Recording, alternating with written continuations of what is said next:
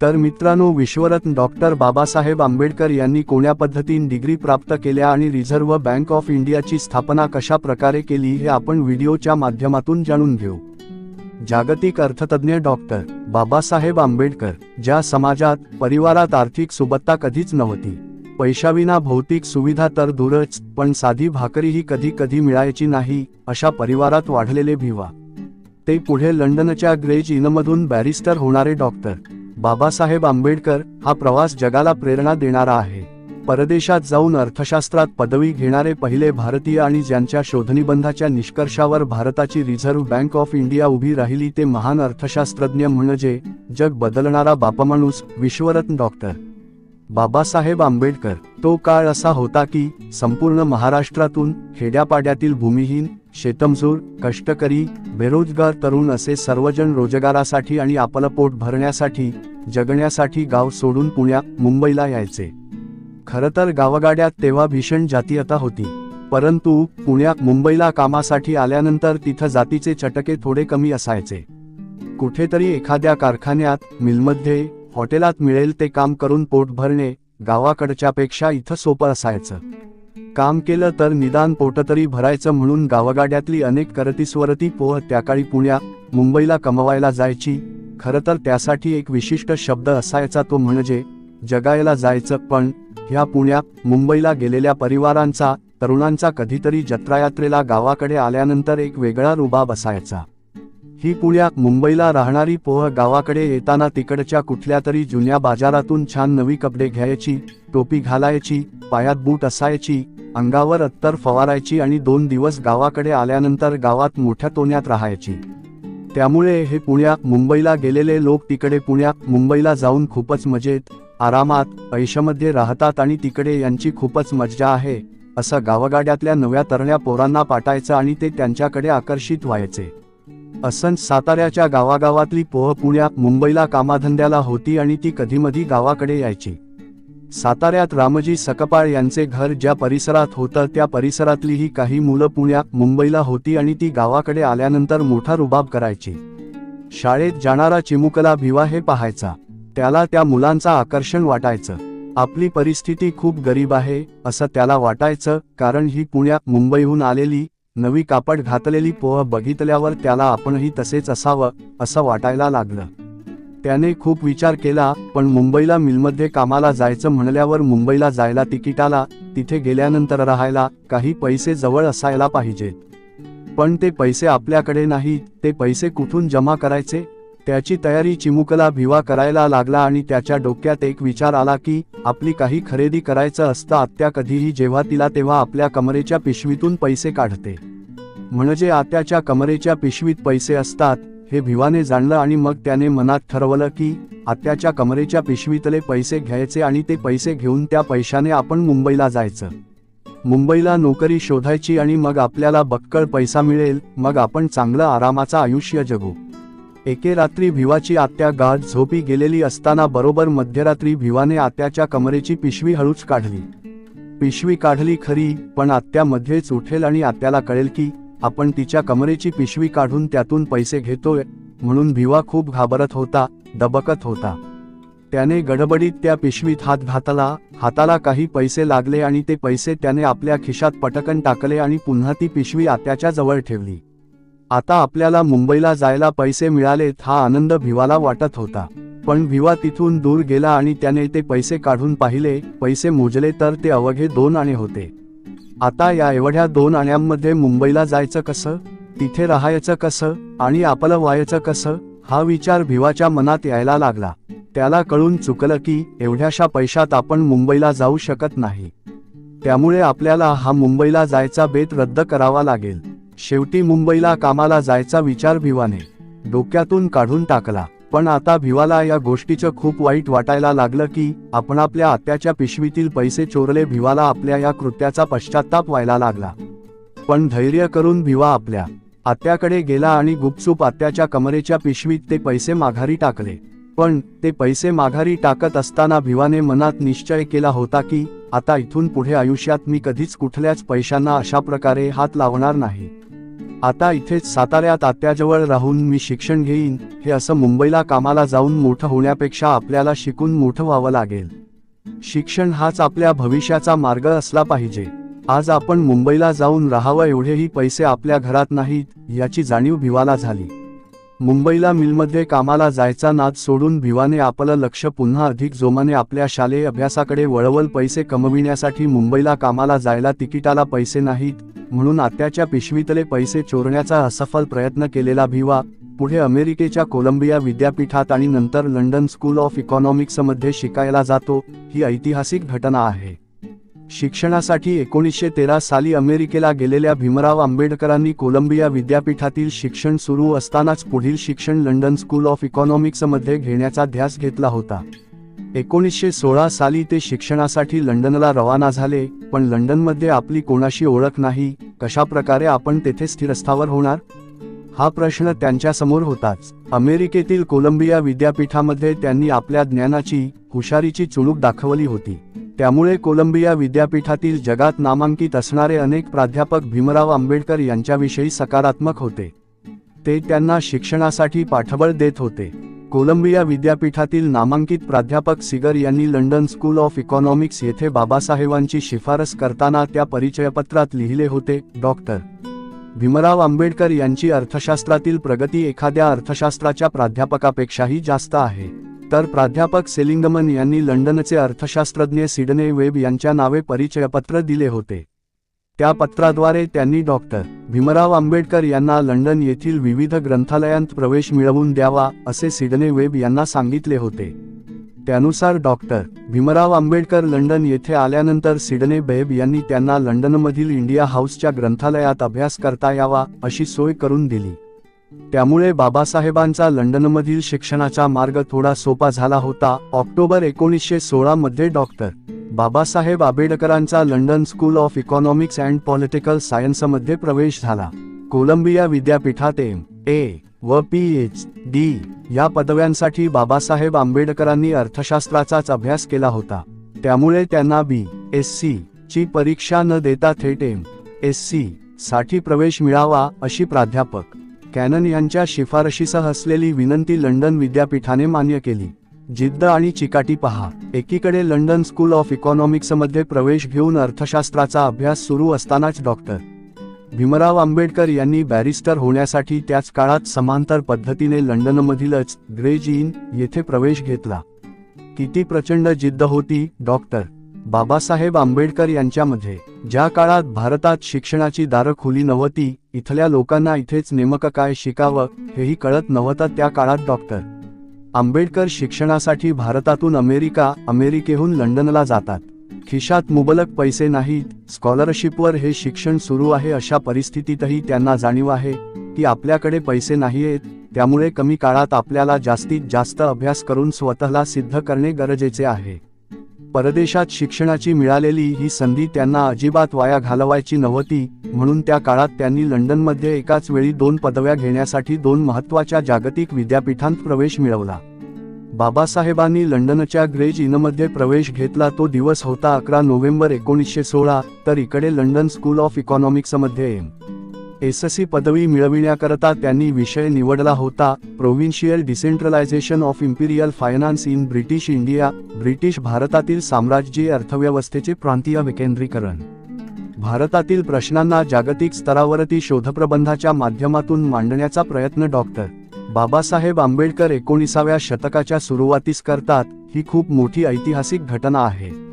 एकीकडे या देशावर ब्रिटिशांचे राज्य आहे, परंतु त्याच काळात त्यांच्याच देशात जाऊन भारताचे प्रश्न जगातील महत्त्वाच्या मानल्या जाणाऱ्या इंग्रजांच्या देशातील विद्यापीठांमध्येच मांडण्याचे धाडस डॉक्टर बाबासाहेब आंबेडकर करतात. परंतु शून्यातून सुरू झालेला हा प्रवास, मागे कोणतेच पाठबळ नसणारा हा प्रवास, या ज्ञानवंत विद्यार्थ्यांना केवळ पैशाच्या मर्यादेमुळे अकाली थांबवाया लागतो.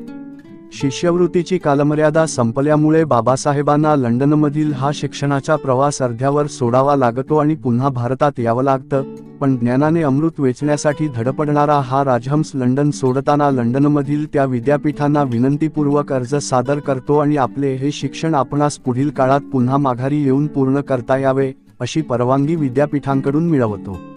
बाबासाहेबांना तशी परवानगी विद्यापीठ देते. किती प्रचंड मोठी जिद्द आहे की मी आज हे अर्ध्यावर सोडून चाललोय, परंतु ही पदवी घेणे, हा अभ्यासक्रम पूर्ण करणे हे माझं स्वप्न आहे आणि ते स्वप्न मला पूर्णच करायचं आहे. आज ना उद्या मी पुन्हा ब्रिटिशांच्या या भूमीत येऊन माझा शोधप्रबंध पुन्हा सादर करेन आणि माझा अभ्यासक्रम पूर्ण करेन. ही आकांक्षा बाळगून बाबासाहेब भारताकडे प्रयाण करतात. आर्थिक अडचणीमुळे आपलं लंडन येथील शिक्षण अर्धवट सोडून भारतात आलेले डॉक्टर बाबासाहेब आंबेडकर 2 पारशी विद्यार्थ्यांना त्यांच्या घरी जाऊन शिकविण्याची दरमहा ₹100 मिळणारी शिकवणी घेतात. जोडीला त्यांनी उद्योजक आणि व्यापारी संस्थांना सल्ले देणारी स्टॉक्स अँड शेअर्स ॲडवायझर्स नावाची कंपनी सुरू केली. मात्र ही कंपनी महार व्यक्तीची आहे असे समजल्यावर लोकांचे सल्ले घेण्यास येणे बंद झाले व डॉक्टर आंबेडकरांना आपली कंपनी बंद करावी लागली. डावर्स कॉलेज ऑफ कॉमर्सच्या या व्यापारविषयक शिक्षण सल्ले देणाऱ्या महाविद्यालयामध्ये अर्थशास्त्र, बँकेचे व्यवहार आणि व्यापारी कायदे हे विषय शिकवण्यासाठी प्राध्यापक म्हणून डॉक्टर आंबेडकरांना दरमहा ₹50 वेतनावर नियुक्त करण्यात आले. पुढे सिडनहॅम कॉलेज ऑफ कॉमर्सच्या या मुंबईतील सरकारी महाविद्यालयात राजकीय अर्थशास्त्र विषयाच्या प्राध्यापकाच्या 2 वर्षाकरिता रिकाम्या झालेल्या जागेवर शासनाने 10 नोव्हेंबर 1918 रोजी डॉक्टर आंबेडकरांची नेमणूक केली. त्यांना या नोकरीचा पगार दरमहा ₹450 मिळत असे. अशा प्रकारे अनेक मार्गाचा अवलंब करून डॉक्टर बाबासाहेब आंबेडकर अधिकाधिक अर्थार्जन करण्याचा प्रयत्न करत होते, कारण त्यांना पैशाभावी सोडून आलेलं लंडनमधील शिक्षण पुन्हा जाऊन पूर्ण करायचे होते. एकीकडे असा पैसे मिळवण्याचा संघर्ष सुरू होता, तर दुसरीकडे या ज्ञानवंताच्या परदेशी शिक्षण घेऊन आलेल्या महान व्यक्तीच्या घरची परिस्थिती मात्र खूपच हलाखीची होती. माता रमाई या सर्व गोष्टी सांभाळून घेत होत्या. बाबासाहेब आंबेडकर आपला पैसा पुढच्या शिक्षणावर लावत होते आणि दुसरीकडे घरात रमाई मात्र चूल कशी पेटवावी या विचाराने दिवस ढकलत होत्या. एकीकडे बाबासाहेबांची मुलं पैशाभावी दवाखान्यात उपचार न झाल्याने आपला प्राण त्यागत होती, पण बाबासाहेब उच्च शिक्षणाबाबत कोणतीच तडजोड करत नव्हते. उच्च शिक्षण घेऊन भारतात आलेल्या बाबासाहेबांनी आता भारतातील सामाजिक समस्यावरती लढाईस सुरुवात केलेली होती. 1920 सालच्या दरम्यान डॉक्टर बाबासाहेब आंबेडकर यांचा परिचय लोकराजा राजर्षी शाहू महाराज यांच्याशी वाढला होता. डॉक्टर बाबासाहेब आंबेडकर यांचे लंडनमधील राहिलेले शिक्षण पुन्हा पूर्ण करण्यास जाण्याचे मनसुबे राजर्षी शाहू महाराज यांना समजले होते. तेव्हा त्यांना लोकराजा राजर्षी शाहू महाराजांनी ₹1,500 सहकार्य म्हणून दिले. 5 जुलै 1920 रोजी सिटी ऑफ एक्टिटर या बोटीने डॉक्टर बाबासाहेब आंबेडकर पुन्हा शिक्षणासाठी लंडनकडे रवाना झाले. शिक्षणासाठी पुन्हा लंडनमध्ये दाखल झालेले डॉक्टर बाबासाहेब आंबेडकर हे दिवसरात्र स्वतःला अभ्यासामध्ये गुंतवून घेत होते. सकाळी दिवस उगवल्यानंतर ग्रंथालय जेव्हा उघडले जात असे तेव्हा त्या ग्रंथालयात प्रवेश करणारा पहिला विद्यार्थी म्हणजे डॉक्टर आंबेडकर असायचे, तर ते ग्रंथालय बंद होताना त्यातून बाहेर पडणारा शेवटचा विद्यार्थी म्हणजे डॉक्टर बाबासाहेब आंबेडकर हेच होते. दुपारी बाहेर जाऊन जेवण करण्यात वेळ वाया जाऊ नये म्हणून आणि बाहेर जाऊन जेवण करायला खिशात पैसेही नसायचे, त्यामुळे डॉक्टर आंबेडकर आपल्या खिशात पाव आणायचे आणि जेव्हा भूक लागेल तेव्हा पावाचा तुकडा काढायचे आणि त्यावरती पाणी प्यायचे. अशा प्रकारे पैशाची कमतरता, वेळेची कमतरता यावर मात करत डॉक्टर बाबासाहेब आंबेडकर लंडनमध्ये पुन्हा पदव्या मिळवण्यासाठी अभ्यासक्रम पूर्ण करण्यासाठी लढत होते. घरी गेल्यानंतरही मध्यरात्रीपर्यंत अभ्यास करणारे डॉक्टर बाबासाहेब आंबेडकर केवळ 2-3 तास झोपत असत. दररोज 18 ते 18 आणि 20 ते 21 तास अभ्यास करणाऱ्या डॉक्टर बाबासाहेब आंबेडकरांनी वर्षभरात आपला शोधप्रबंध provincial decentralisation of imperial finance in British India, British भारतातील साम्राज्यीय अर्थव्यवस्थेचे प्रांतीय विकेंद्रीकरण पूर्ण केला व जून 1929 मध्ये MSc च्या पदवीसाठी लंडन विद्यापीठाला सादर केला. तेव्हा लंडन विद्यापीठाने तो प्रबंध स्वीकारून 20 जून 1921 रोजी अर्थशास्त्रातील MSc ही पदवी त्यांना प्रदान केली. आता बाबासाहेबांना वैध लागले होते D.Sc म्हणजे डॉक्टर ऑफ सायन्स ही पदवी मिळवण्याचे. 1922 चा काळ भारतावर ब्रिटिशांचे राज्य असणारा. त्या काळात इंग्रजांच्या धोरणाचे समीक्षण करून त्यांच्या चुका दाखवणे ही सोपी गोष्ट नव्हती. परंतु डॉक्टर बाबासाहेब आंबेडकर यांनी लंडन स्कूल ऑफ इकॉनॉमिक्समध्ये आपला D.Sc साठीचा शोधप्रबंध लिहिला होता, the problem of rupee, it's a origin and it's a solution, भारतातील रुपयाची समस्या. या प्रबंधामध्ये त्यांनी इंग्रजांच्या आर्थिक धोरणामुळे भारतीय रुपयाची कशाप्रकारे घसरण होत आहे आणि भारतीय अर्थव्यवस्था कशाप्रकारे कोंडीत सापडली गेली आहे व ब्रिटिशांच्या धोरणामुळे भारतीय रुपयाचे मूल्य कसे ढासळत आहे, याचे विस्तृत विवेचन केले होते. खरे तर हा उघडपणे ब्रिटिशांच्या आर्थिक धोरणाची समीक्षा करणारा आणि त्यावर टीका करणारा प्रबंध होता. तो प्रबंध डॉक्टर बाबासाहेब आंबेडकर यांनी लंडन स्कूल ऑफ इकॉनॉमिक्स येथे सादर केला. त्यावेळी त्यांचे तेथील मार्गदर्शक होते प्राध्यापक एडवर्ड कॅनन. तो शोधनिबंध सादर करून आता बाबासाहेबांना अमेरिका, लंडननंतर वेध लागले होते जर्मनीच्या बॉन विद्यापीठाची डॉक्टरेट मिळवण्याचे. डॉक्टर आंबेडकर बाबासाहेब जर्मनीला गेले आणि त्यांनी बॉन विद्यापीठामध्ये प्रवेश घेतला. ते जर्मन भाषाही शिकले. तेथे 3 महिने राहून बाबासाहेबांनी प्रबंधलेखनाची तयारी केली. त्याचवेळी त्यांचे लंडन येथील शिक्षक डॉक्टर एडविन कॅनन यांनी D.Sc. पदवी संदर्भात लंडनला येण्यासंबंधीची तातडीची तार केली. प्रा. कॅनन यांनी त्यामध्ये त्यांना लिहिलेलं होतं, तुम्हा लिहिलेला प्रबंध हा थेट इंग्रजांच्या धोरणावरती टीका करणारा असल्यामुळे तुम्हाला तो प्रबंध बदलावा लागेल, तरच तो स्वीकारला जाईल. ती तार मिळाल्यानंतर बाबासाहेब पुन्हा लंडन स्कूल ऑफ इकॉनॉमिक्समध्ये आले. त्या प्रबंधाच्या पुनर्लेखनासाठी 3 ते 4 महिने कालावधी लागणार होता. दरम्यान बाबासाहेबांच्या जवळचे पैसेही संपत आले होते. आता पुन्हा भारतात जाऊन पैशांची तजवीज करून पुन्हा शोधनिबंध सादर करण्याचे बाबासाहेबांनी ठरवले आणि ते भारताकडे निघाले. लंडनहून बोटीने प्रवास करून बाबासाहेब 3 एप्रिल 1923 रोजी भारताच्या भूमीत मुंबईत उतरले. शोधनिबंधात मांडलेल्या निष्कर्षाबाबत डॉक्टर बाबासाहेब आंबेडकर यांना कोणतीही तडजोड मान्य नव्हती, त्यात ते कोणताही बदल करू इच्छित नव्हते. त्यामुळे त्यांनी निष्कर्षात कोणताही बदल न करता केवळ लिखाणाची पद्धत बदलून तो प्रबंध नव्याने ऑगस्ट 1923 मध्ये लंडन विद्यापीठाला पाठवला. निष्कर्ष तोच असणारा पण नव्याने मांडणी केलेला तो शोधनिबंध मान्य करत नोव्हेंबर 1923 मध्ये लंडन स्कूल ऑफ इकॉनॉमिक्सने डॉक्टर बाबासाहेब आंबेडकर यांना D.Sc. ही पदवी प्रदान केली. तर लंडनमध्येच दुसरीकडे समांतर काळात अभ्यास करत असताना डॉक्टर बाबासाहेब आंबेडकर यांनी ग्रेज इन या संस्थेमध्ये बॅरिस्टर ही पदवी मिळवण्यासाठी प्रवेश घेतलेला होता आणि 28 जून 1922 रोजी ग्रेज इन संस्थेने त्यांना barrister at law, bar at law ही कायद्याची उच्चतम पदवी प्रदान केली. हा खरं तर खूप मोठा ऐतिहासिक क्षण आणि दिवस आहे. एका अस्पृश्य समाजात जन्मलेल्या, गरीब परिवारात वाढलेल्या भीमराव आंबेडकर नावाच्या विद्यार्थ्याने परिस्थितीला नमवून, परिस्थितीवर मात करत भारताच्या मातीतून ब्रिटिशांच्या भूमीमध्ये जाऊन कायद्याची सर्वोत्तम पदवी म्हणजेच बॅरिस्टर ही प्राप्त केली होती. वर्गाच्या बाहेर बसणारा एक विद्यार्थी आज जगातील महत्त्वाच्या विद्यापीठातून बॅरिस्टर झाला होता. प्रचंड मोठ्या संघर्षानंतर डॉक्टर बाबासाहेब आंबेडकर यांनी लंडनमधून बॅरिस्टर M.Sc. आणि आता D.Sc. या पदव्या प्राप्त केल्या होत्या. D.Sc. साठीच्या भारतातील रुपयाची समस्या या शोधप्रबंधाद्वारे त्यांनी ब्रिटिश कशा प्रकारे भारतीय रुपयाच्या किमतीला पाऊंडसोबत जोडून स्वतःचा जास्तीत जास्त फायदा करून घेत आहेत, त्याची तरतूद ब्रिटिशांनी कशी केली आहे.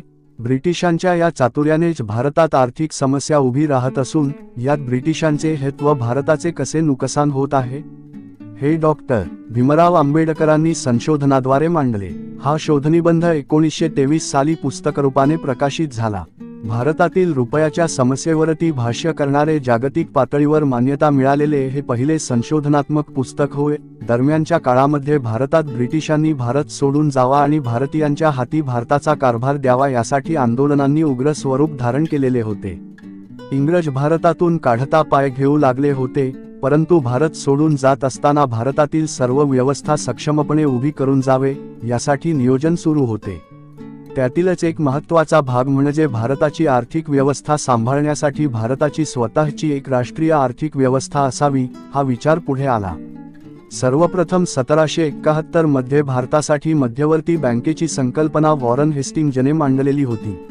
1926च्या यंग हिल्टन कमिशनच्या शिफारशीवरून तसेच गोलमेज परिषदेच्या चर्चेअंती भारतासाठी एक मध्यवर्ती बँक स्थापन करण्याचा निर्णय घेण्यात आला. त्यासाठी भारतातील अनेक विचारवंत नेते यांची मते जाणून घेतली जात होती. तेव्हा रिझर्व्ह बँक ऑफ इंडिया निर्माण करताना भारतीय चलनाचा म्हणजेच भारतीय रुपयाचा अभ्यास असणारा एकमेव ग्रंथ सर्वांच्या अभ्यासात आला. तो महत्त्वपूर्ण ग्रंथ होता the problem of rupee, it's a origin and it's a solution. रुपयाची समस्या, त्याचे मूळ व त्यावरील उपाय. आणि त्याचे लेखक आहेत महान अर्थतज्ज्ञ विश्वरत्न डॉक्टर बाबासाहेब आंबेडकर. डॉक्टर बाबासाहेब आंबेडकर यांच्या संशोधनातून निर्माण झालेल्या the problem of rupee, it's a origin and it's a solution, रुपयाची समस्या, त्याचे मूळ व त्यावरील उपाय या ग्रंथाच्या संशोधनाच्या तत्वांवर, अभ्यासावर, निकषांवर देशातील सर्व बँकांची मातृसंस्था, देशाचे आर्थिक धोरण ठरविणारी संस्था म्हणजेच रिझर्व्ह बँक ऑफ इंडिया उभी राहिली. यासाठी संसदेत 6 मार्च 1934 ला RBI कायदा 1934 संमत करण्यात आला आणि 1 एप्रिल 1935 ला रिझर्व्ह बँक ऑफ इंडियाची अधिकृतपणे स्थापना करण्यात आली. अशा प्रकारे भारताला स्वतःची आर्थिक संस्था उभी करता आली. येथे आजच्या पिढीतील प्रत्येक व्यक्तीने ही गोष्ट लक्षात घेतली पाहिजे की ज्या मुलाला बालपणी आपल्या घरात आपल्या आत्याच्या पिशवीत 2 आण्यांच्या वर पैसे नाहीत हे दिसलं होतं, त्याचं मुलाने पुढे आपल्या वयाच्या 31व्या वर्षी जगातील महान असणाऱ्या लंडन स्कूल ऑफ इकॉनॉमिक्स येथे असे संशोधन केले, प्रबंध लिहिले की त्या अभ्यासाच्या जोरावर, ज्ञानाच्या जोरावर गावाची, तालुक्याची, जिल्ह्याची नव्हे तर संपूर्ण भारताची अर्थव्यवस्था सांभाळणारी रिझर्व्ह बँक ऑफ इंडिया स्थापन झाली. म्हणजे आपण यातून हेच शिकलं पाहिजे, आपल्या नव्या पिढीला, आपल्या मुलाबाळांना हे सांगितलं पाहिजे की बाळांनो, तुमची आजची परिस्थिती काय आहे, यापेक्षा तुम्ही तुमचं ध्येय काय ठरवता, तुम्ही ते ध्येय साध्य करण्यासाठी किती परिश्रम घेता, मनाशी ठरवलेलं ध्येय साध्य करण्यासाठी आयुष्यातील सुखाचा त्याग करण्याची तुमची तयारी आहे का? कारण ज्या बारक्या भिवाला बालपणी आपल्या घरात 2 आणेही नाहीत हे दिसलं होतं, त्याच जिद्दी मुलाने पुढे भिवा ते अर्थतज्ज्ञ डॉक्टर बाबासाहेब आंबेडकर हा पल्ला गाठत या देशाच्या रिझर्व्ह बँक ऑफ इंडियाचा पाया रचला. London school of economics and political सायन्समध्ये जगातील अनेक महान लोक शिक्षणासाठी होते. आजवर भारतातीलही अनेक जण तेथे गेले. सध्या लंडन स्कूल ऑफ इकॉनॉमिक्समध्ये विश्वरत्न डॉक्टर बाबासाहेब आंबेडकर यांचा अर्धपुतळा स्थापन केला गेला आहे आणि तेथे पुतळा असणारे ते एकमेव भारतीय आहेत. ज्या समाजात कधीच आर्थिक सुबत्ता नव्हती त्या समाजात जन्माला आलेला भिवा. ज्यांच्या घरातील माणसांना पैसे ही नीट मोजता येत नव्हते त्या घरात वाढलेला भिवा. ज्याला पैसे नाहीत म्हणून वेळेवर जेवणही मिळाले नाही तो विद्यार्थी म्हणजे भिवा. ज्याला बालपणी तिकिटासाठीही पैसे नव्हते तो भिवा. ते रिझर्व्ह बँकेची स्थापना ज्या विद्यार्थ्याने मांडलेल्या संशोधनावर व्हावी असा जग बदलणारा बापमाणूस, जागतिक दर्जाचे अर्थतज्ज्ञ म्हणजे विश्वरत्न डॉक्टर बाबासाहेब आंबेडकर आहेत, हे सर्व भारतीयांनी लक्षात घेतलं पाहिजे. नव्या पिढीसाठी याहून अधिक प्रेरणादायी काय असू शकतं? लंडनमधील हा अभ्यासक्रम पूर्ण करण्यासाठी कोणत्याही विद्यार्थ्याला 6 वर्षे किंवा त्यापेक्षा अधिक कालावधी लागायचा, परंतु परिस्थितीने पिचलेले, खिशात पैसा नसणारे, आपल्या परिस्थितीची जाणीव असणारे आणि शिक्षणाचा ध्यास घेतलेले डॉक्टर बाबासाहेब आंबेडकर यांनी अहोरात्र परिश्रम घेत 20-20 तास अभ्यास करून 6 वर्षाचा अभ्यासक्रम केवळ 2 वर्ष 8 महिन्यांमध्ये पूर्ण केला आणि एक प्रकारे इंग्रजांच्या शिक्षण व्यवस्थेला आव्हान दिलं. लंडन विद्यापीठाच्या इतिहासात त्यांचा अभ्यासक्रम अशा प्रकारे वेळेच्याही इतक्या आधी पूर्ण करणारा एकमेव विद्यार्थी म्हणजे विश्वरत्न डॉक्टर बाबासाहेब आंबेडकर हे होते. ही समस्त भारतीयांसाठी अभिमानाची गोष्ट आहे. या ठिकाणी विशेष आवर्जून सांगावीशी वाटते ती गोष्ट म्हणजे तेव्हा संपूर्ण जगावर ब्रिटिशांचं राज्य होतं. तेव्हा असं म्हटलं जायचं की ब्रिटिशांच्या सत्तेचा सूर्य मावळत नव्हता. कोणताही देश, कोणताही व्यक्ती इतरांवरती राज्य कधी करू शकतो तर ज्यांची शिक्षण व्यवस्था त्या दर्जाची असेल, त्यातून राज्यकर्ते घडवले जात असतील तेव्हाच. म्हणजेच इंग्रजांची शिक्षण व्यवस्था ही राज्यकर्ते घडवणारी होती. पण त्या ब्रिटिशांच्या शिक्षण व्यवस्थेला आव्हान देत त्यांच्या वेळेआधी शिक्षण पूर्ण करण्याची क्षमता बाबासाहेबांजवळ होती. या ठिकाणी एक गोष्ट आपल्याला प्रकर्षाने लक्षात घ्यावी लागेल, ती म्हणजे ज्या काळात संपूर्ण भारत देशावर ब्रिटिशांचे राज्य होतं, एवढंच नव्हे तर ब्रिटिश अर्ध्या जगावर राज्य करत होते, त्या काळात ब्रिटिशांच्या धोरणांवर उघडपणे संशोधन करून त्यांच्याच देशात जाऊन जगातील महत्त्वाचा असणाऱ्या त्यांच्या लंडन स्कूल ऑफ इकॉनॉमिक्समध्ये ब्रिटिशांच्या आर्थिक धोरणांची समीक्षा करणारा शोधप्रबंध लिहून त्यांची धोरणे कशाप्रकारे चुकीचे आहेत हे दाखवणं साधी गोष्ट नव्हती. परंतु ते सिद्ध करणारे आणि ब्रिटिशांची एकप्रकारे त्यांच्याच देशात जाऊन त्यांच्या चुका दाखवून कानउघडणी करणारे जगातील महान अर्थशास्त्रज्ञ होते विश्वरत्न डॉक्टर बाबासाहेब आंबेडकर. तर व्हिडिओ आवडला असेल तर असेच व्हिडिओ पाहण्यासाठी चॅनलला सबस्क्राईब करून जावा आणि लाईक शेअर भी करून जावा.